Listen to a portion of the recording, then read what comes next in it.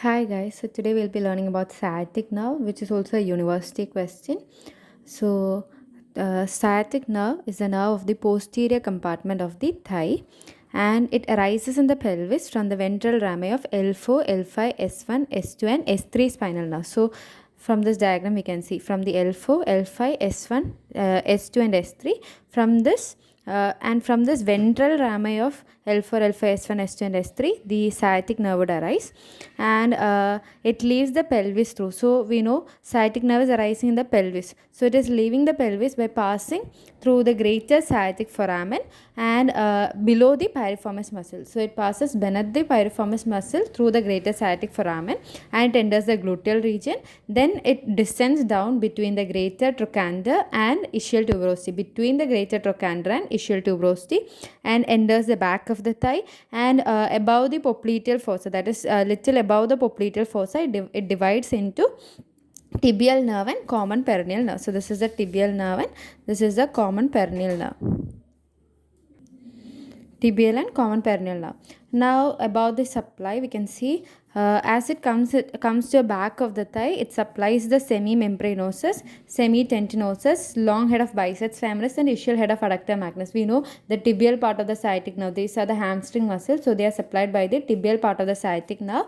And coming to the common peroneal nerve, it supplies the short head of the biceps femoris. Now talking about the distribution of the sciatic nerve, it has both motor supply and sensory supply. So the motor supply, that is before it divides into tibial and common peroneal nerve, the undivided trunk supply all the muscles of the thigh.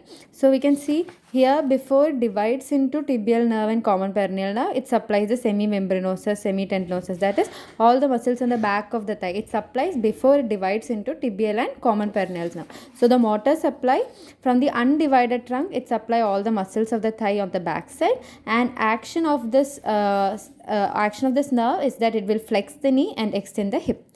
Now after it has divided, that is after it before that is above the popliteal fossa, it divides into tibial nerve and common peroneal nerve. So from the tibial nerve, the motor supply from the tibial nerve, it supplies the muscles of leg, that is mainly on the posterior side, and action, it would flex the leg and plantar flex the foot. It will help to flex the leg and plantar flex the foot.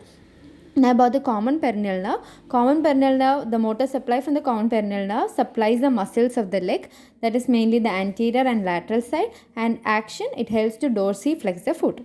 Now coming to the sensory supply, we have sensory supply from the tibial nerve and that from the common peroneal nerve.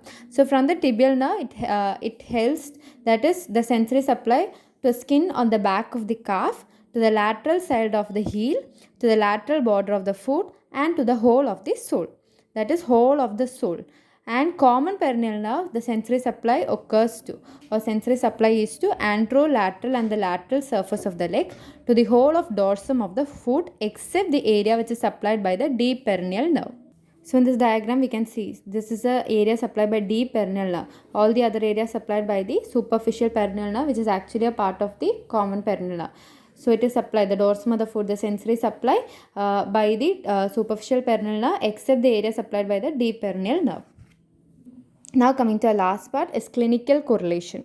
So clinical correlation is that the effect of injury to the sciatic nerve, if there is any injury to the sciatic nerve which may occur in case of due to misplaced therapeutic injection or due to penetrating wounds or posterior dislocation of the hip, fracture of the pelvis, etc. These are the reasons for the effect of injury to sciatic nerve. So it causes both motor loss and sensory loss. So the motor loss include the inability to extend the hip and flex the knee. We know the function was to extend the hip and flex the knee. So the motor loss will lead to inability to extend the hip and flex the knee due to paralysis of the hamstring muscle. There will be loss of movement of the knee with foot drop, and motor loss leads to flail foot resulting in the high stepping gait. And the next clinical condition is piriformis syndrome. So we know the sciatic nerve passes below the piriformis muscle.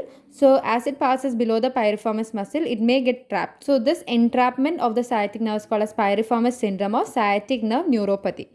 And the third condition is sciatica. It is the shooting pain which is felt along the course of distribution of the sciatic nerve. So it occurs due to compression or any irritation to the L4 to S3 spinal nerves. So this is about the sciatic nerve. The next video will be on tibial and common peroneal nerve.